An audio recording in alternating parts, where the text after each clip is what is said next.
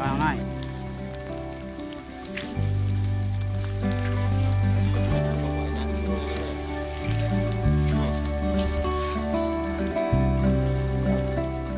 มาพี่น้องครับนี่มันไปทันเพื่อนนั่นเองเขาเห็ดคุณเห็ดการวันในครับพี่น้องเขาว่าจัดการคุณเห็ดการเมืองไทยมังค่ะนี่ในคันนี้โอ้ยนี่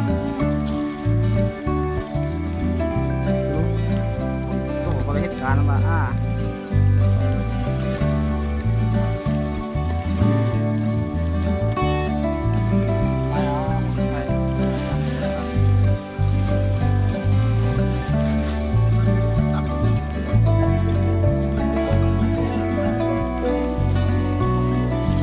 แม่ใจอ่อนยังแม่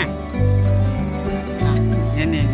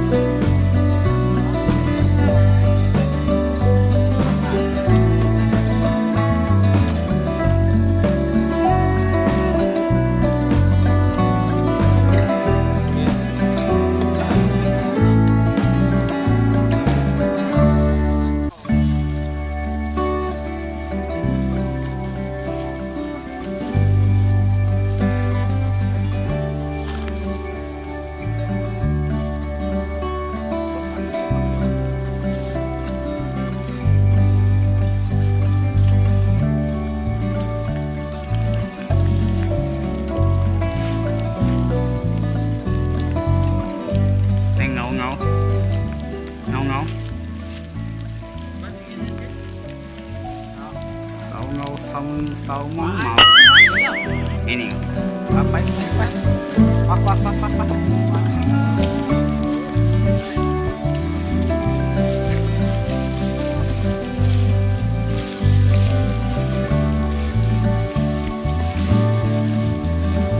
มาคนให้เลย